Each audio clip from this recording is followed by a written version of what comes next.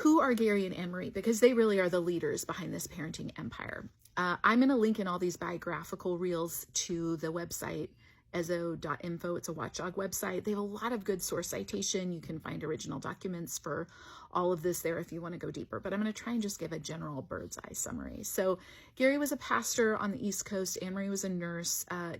They moved out to California in the early 80s. They got connected with John MacArthur's Grace Community Church, which even at that time was a megachurch. So it kind of was a megachurch before there were megachurches. So at that time, there were about 3,500 people on a Sunday. That grew to 7,000 or 8,000 in the early 90s. Very influential. And really, I think it's their connection to John MacArthur and that community that launches their parenting empire.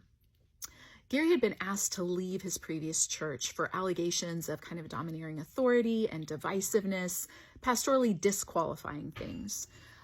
His academic credentials, he went through a seminary program for people who didn't complete an undergraduate degree. So his primary qualifications are seminary studies and pastoral ministry. And as I mentioned, Anne-Marie has a nursing background, which comes up later because I think both of these, it's interesting, lent them credibility for their audience in unique ways. I think Anne-Marie being a nurse lent some of their medical claims later on credibility, and his pastoral background lent him some credibility for the claims he was making about biblical principles and God's way to parent. Gary and Anne-Marie describe the origins of their ministry, which I'm going to just refer to as Growing Kids God's Way because it's gone under some different names over the years, but that's the most recognizable one for people listening.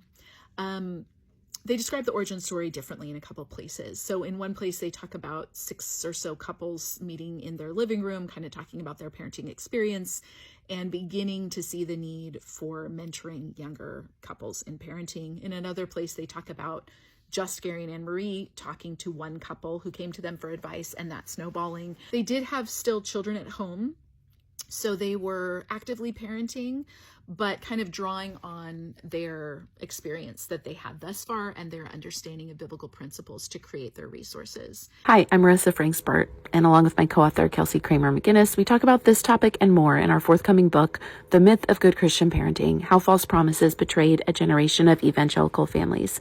You can pre-order it everywhere now.